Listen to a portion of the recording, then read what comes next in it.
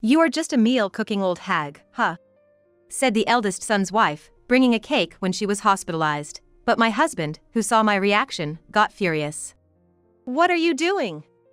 Apologize to your daughter-in-law." I swear to God I didn't do anything to deserve such anger, so I think it's time to come clean with them. Have you seen what's inside the cake?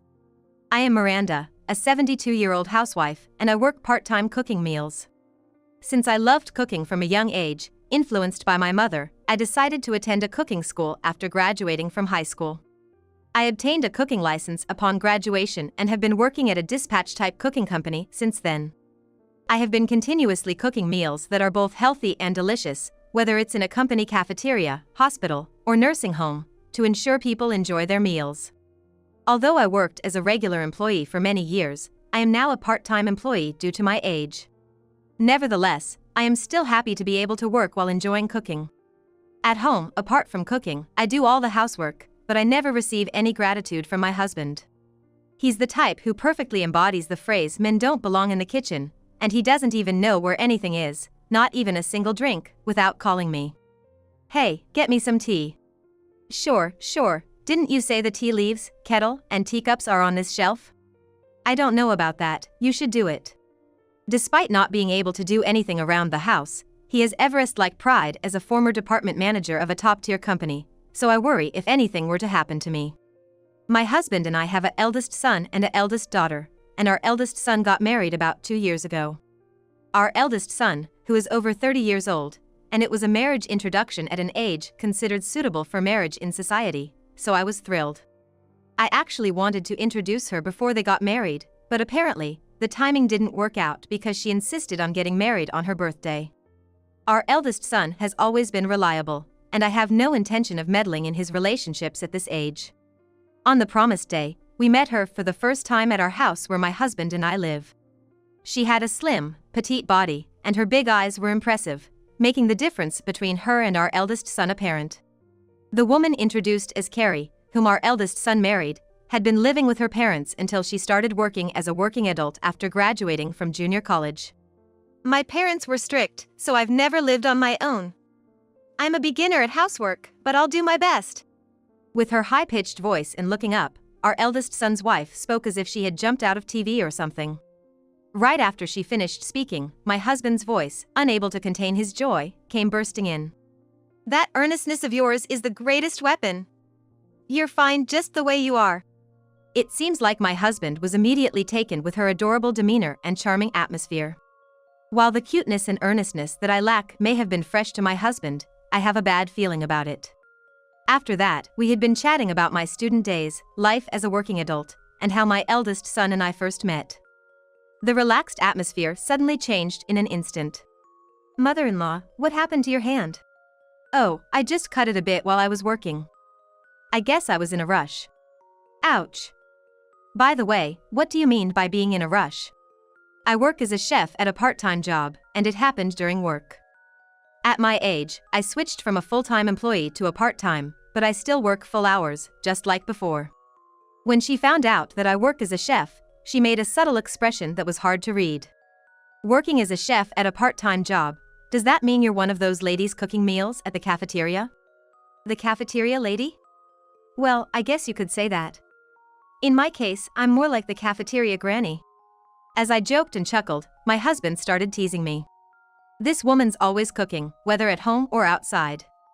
She's like a grandma in the kitchen." He probably thought it was funny. Usually, my eldest son would scold my husband, but he happened to be in the restroom at that moment, so there was no one to stop my husband's antics.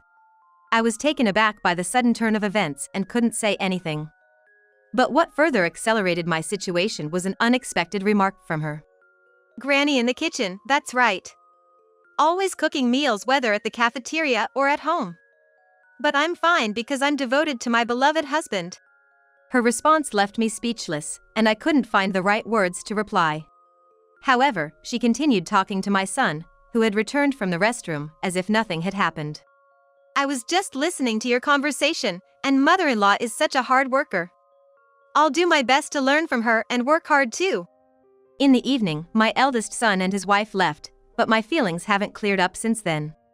Being belittled for the job I've proudly pursued for decades, and seeing the facade I put on in front of my son, I couldn't help but feel a hint of unease. My husband and I thought we had a decent relationship with our eldest son and his wife. We exchanged souvenirs when we traveled, and sometimes I would deliver some extra dishes I had made. We even occasionally celebrated birthdays by dining at slightly nicer restaurants. However, as we spent more time with my eldest son and his wife, I began to feel increasingly uneasy about my daughter-in-law's attitude. My daughter-in-law and I are connected as friends on social media, and even her posts raise some concerns. In a recent post about the restaurant we visited for my husband's birthday celebration, only my portion was unnaturally cropped out. Additionally, she posted about the plum wine and pickles I gave her as if she had made them herself. Looking forward to enjoying the plum wine we made together with my husband. And the pickles should be ready to eat soon, full of love and deliciousness. My daughter-in-law, gaining followers as a meticulous homemaker, had already received numerous comments on her recent posts, despite them being posted not long ago. I stared at the screen filled with comments praising my daughter-in-law. Perhaps none of them even considered that someone else had made what she claimed to have made. I couldn't help but wonder if she felt no shame in loudly claiming someone else's work as her own.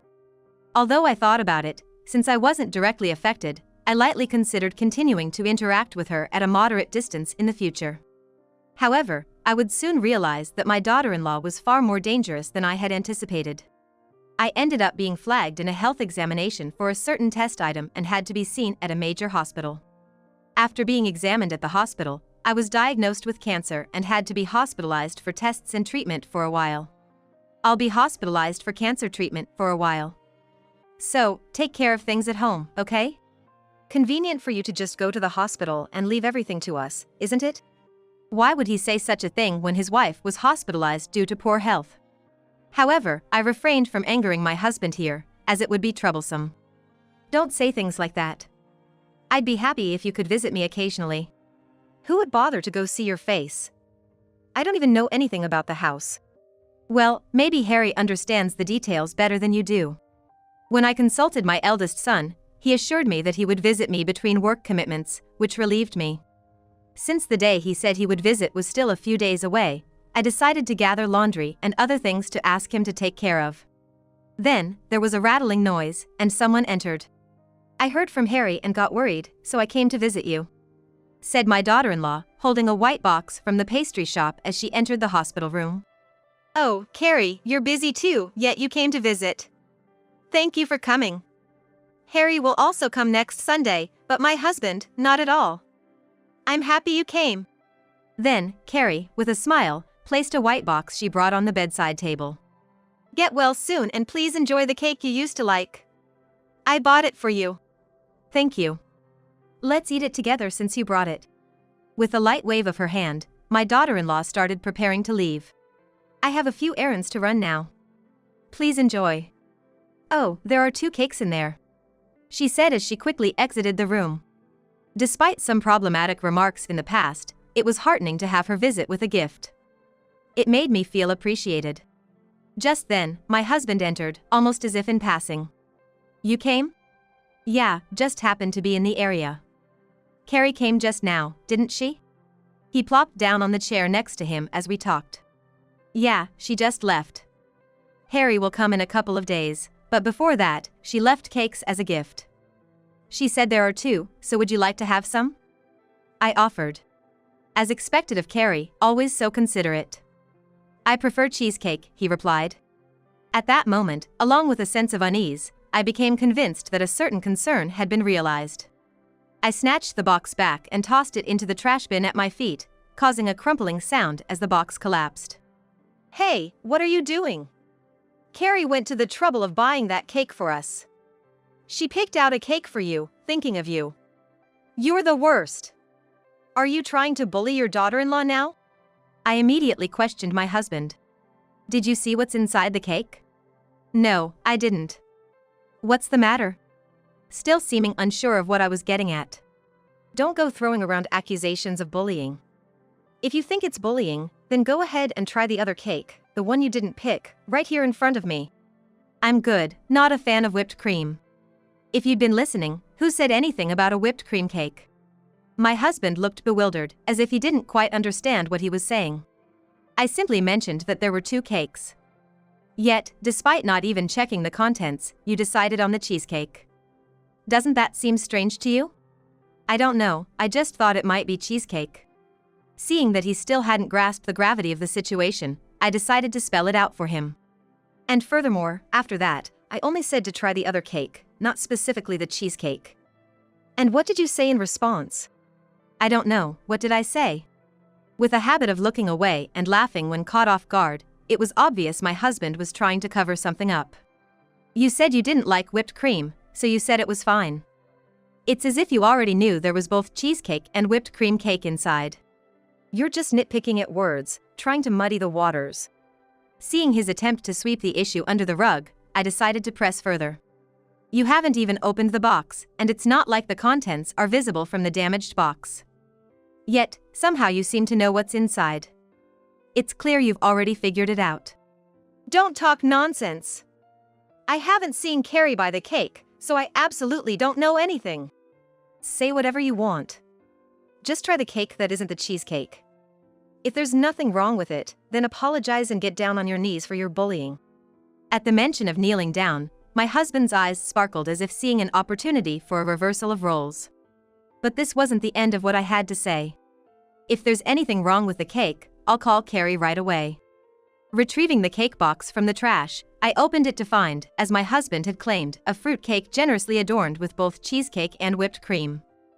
Despite being a bit crumpled, it seemed perfectly fine for a taste test. The cake is a bit crumbled, but it should be fine to taste. I place the fruit cake with plenty of whipped cream on a paper plate and hand it to my husband along with a disposable fork. As soon as my husband puts it in his mouth, he grimaces and mutters something under his breath. Ugh, salty. Gross. You said the cake is salty, right? I knew it. Then, as promised, call Carrie here. Right now. And if you say something strange when you call her, I won't let it slide. As agreed, my husband calls Carrie reluctantly. He's on the phone, and there's no sign of his usual cheerful demeanor.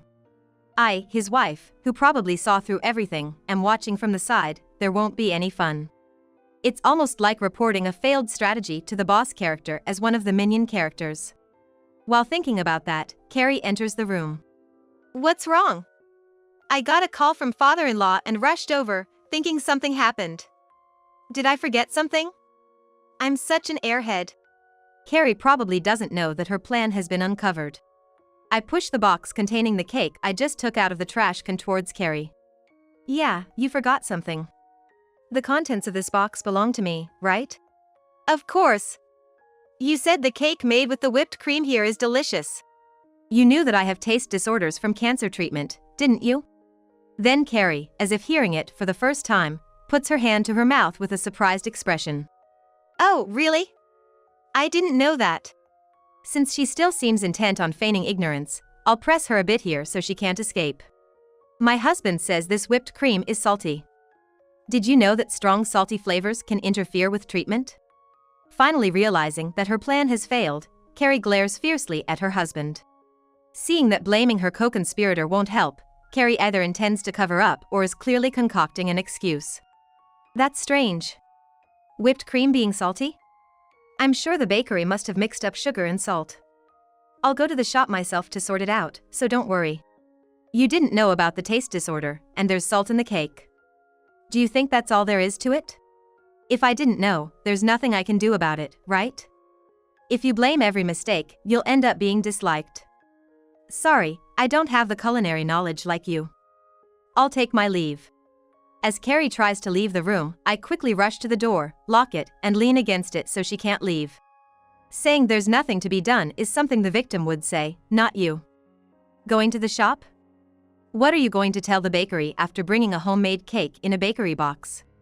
So, are you saying you never makes mistakes? That's amazing, I admire you. The tone of Carrie, my son's wife, is almost provocative, but getting into an argument would only make things worse. I operate my tablet device, which was lying on the bed, and open the search engine. The search history shows phrases like foods hindering cancer treatment, salt speeds up cancer, and taste disorders salt. Why does this tablet have search history that I don't remember searching for? Maybe it's your misunderstanding? But I haven't used this tablet recently. When I checked the history, it was around the time you all came back home for the New Year's. I remember using this tablet because I wanted to watch a live stream of a band. I didn't miss Carrie's twitching face.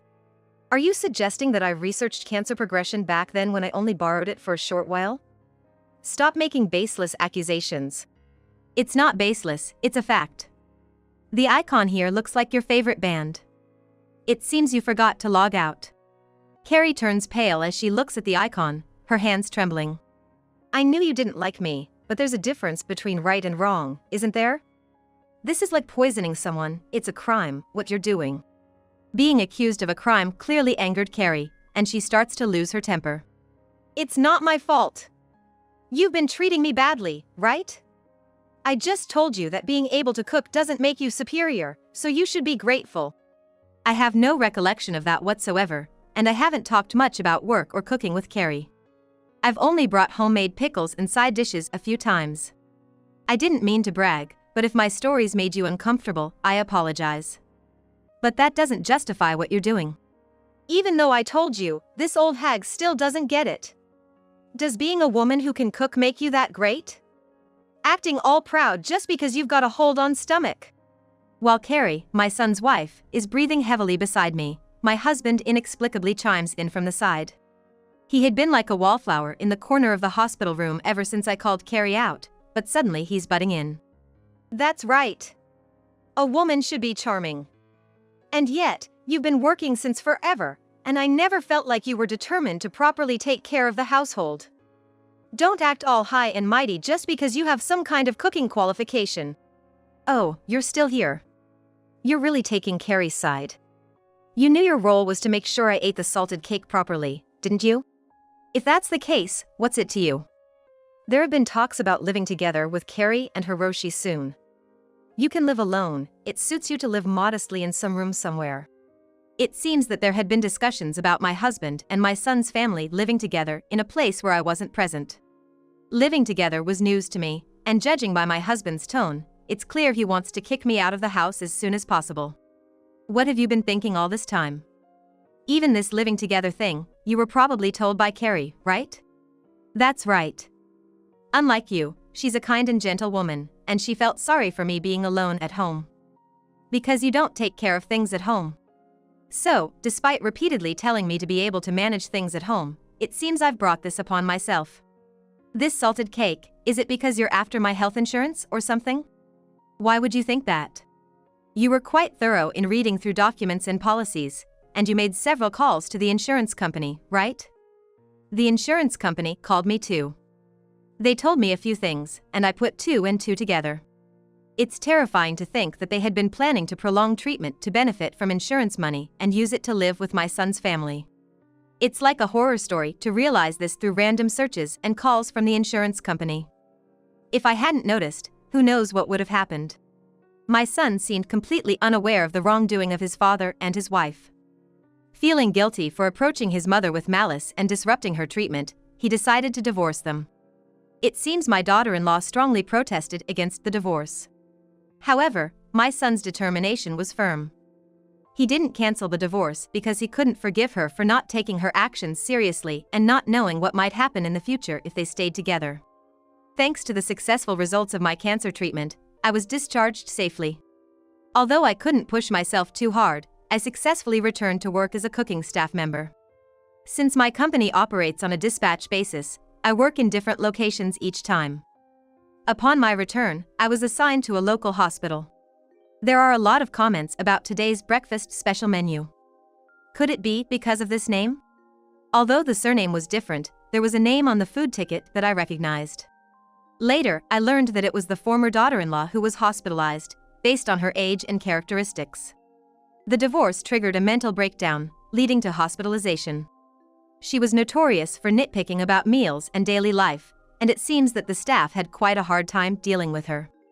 When I went to distribute meals, I encountered the former daughter-in-law arguing loudly with the staff. So, the rumors about the old hag cooking were true after all. Hey, staff, it's because of this hag that I'm stuck here. Why don't you admit her instead of me? You're still talking nonsense as usual. Besides, I have work to do, so I don't have time to deal with you. Now, even the staff seems to dislike her considerably.